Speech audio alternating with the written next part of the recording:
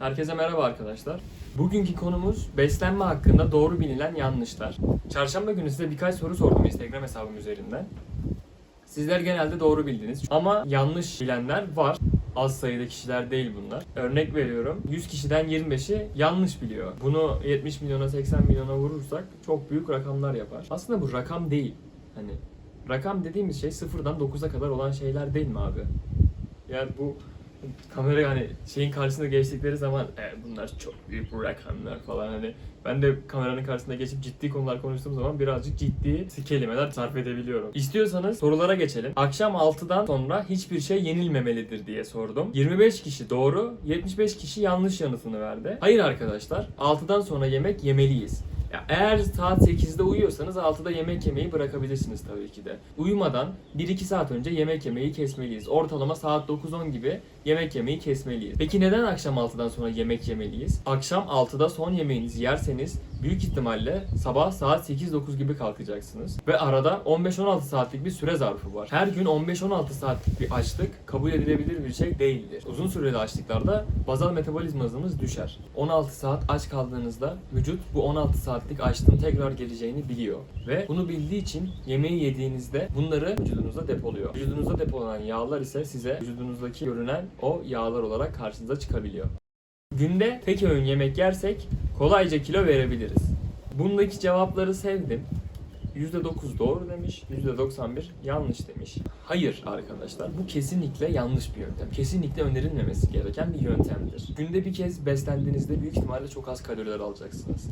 Bu yolla çok hızlı bir zamanda çok fazla kilolar verebilirsiniz. Ancak bu dönemde metabolizma hızınız o kadar yavaşlar ki bu uyguladığınız beslenme programını bırakıp kendi normal beslenme düzeninize geçtiğinizde verdiğiniz kiloları çok hızlı bir şekilde alır, hatta daha fazlasını alırsınız. Yapılan çalışmalar da bize şunu gösteriyor. Çok düşük kalorilik diyetlerle bizim önerdiğimiz diyetler karşılaştırdığında bir yıllık süre zarfı içerisinde bir farklılık görünmüyor.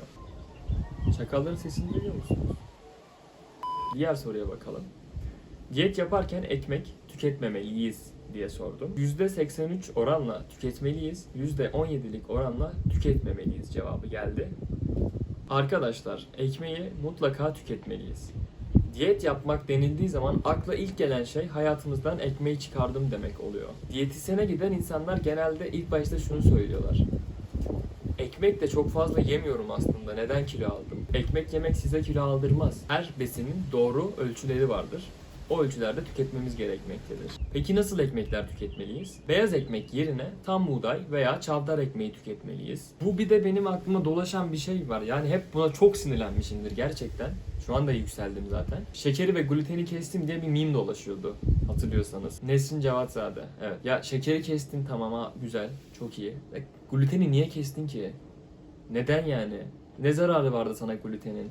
İnsanları yanlış şeylere yönlendirmeyin arkadaşlar lütfen. Diğer soruya bakalım. Bu balıkla yoğurt sanırım son soru olacak bu. Gerçekten balıkla yoğurt tüketmek riskli. Taze balığı ve yoğurdu birlikte tüketmeli miyiz diye sordum. Burada bilerek taze balığı kullandım. %34 evet, %66 hayır cevabı geldi. Ben tüketirken çekiniyorum. Ancak tüketeceğiniz balığın ve yoğurdun tazeliğinden eminseniz hiçbir sıkıntı yok arkadaşlar. Yoğurdun nasıl taze olduğunu üstünde yazan son kullanma tarihinden aldığınız zamandan anlayabilirsiniz. Peki balığın taze olduğunu nasıl anlayacağız? Aldığınız balığın solungaçlarının ve gözlerinin parlak olduğuna dikkat edin.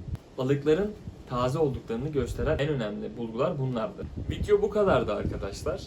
İlk videomda siz bana sorular sordunuz. Şimdi ben size birkaç soru sorup onun hakkında açıklama yapmak istedim. Eğer videoyu beğendiyseniz buradan veya buradan buradaki linklere tıklayarak kanalıma abone olabilirsiniz. Veya bir önceki videoyu izlemek istiyorsanız da buradan izleyebilirsiniz. Şimdi ben gidiyorum. Size birazcık manzarayı izleyin. 10 saniye.